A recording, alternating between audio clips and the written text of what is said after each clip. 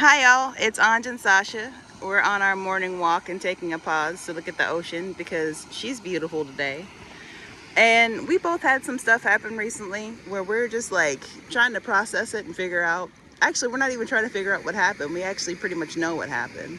And that's what today's video is about. So, we always try to alchemize things so that it can be a lesson for other people that you hopefully don't have to learn out here, you other scapegoats.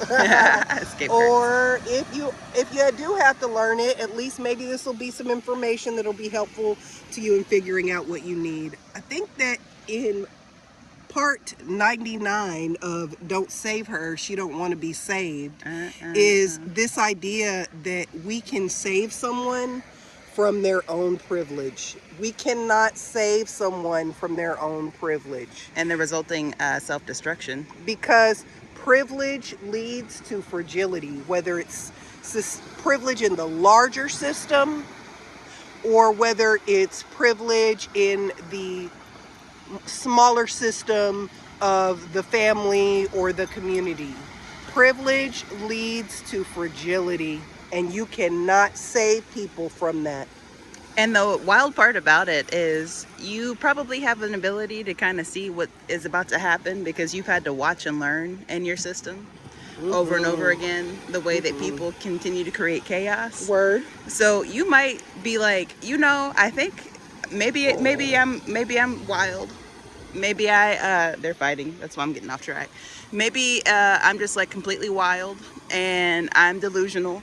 But I think within 85% accuracy, this is what's about to happen with this person that has more privilege than me because they think that they're getting away with something.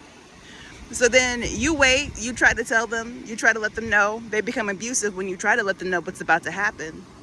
And then the next thing that they end up doing is, instead of just slowing down, looking at the situation, maybe thinking, is this a good idea for me to do it?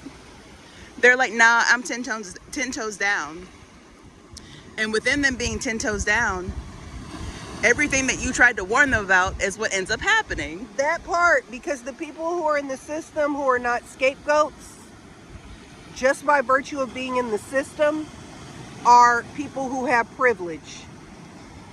If they're in the system and they're not the person who's been chosen as a scapegoat, then they are someone who has taken the position of privilege within the system. Either they've accepted that privilege without questioning it. They get benefits even if they're not on the top of the hierarchy. Even if they're not on the top of the hierarchy, right? We're talking about even sometimes people cannot realize they're being flying monkeys to the system, and they are. Also, people that are passive, that are not the scapegoat in the system, are still not the scapegoat. They're complicit. They're complicit because the only way that you cannot be complicit is to exit the system. And also, the passivity doesn't absolve you from the harm that the scapegoat is caused. Woo, that part.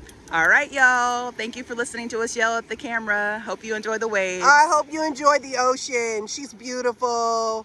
Shout out to Yamaya. All right, bye, y'all.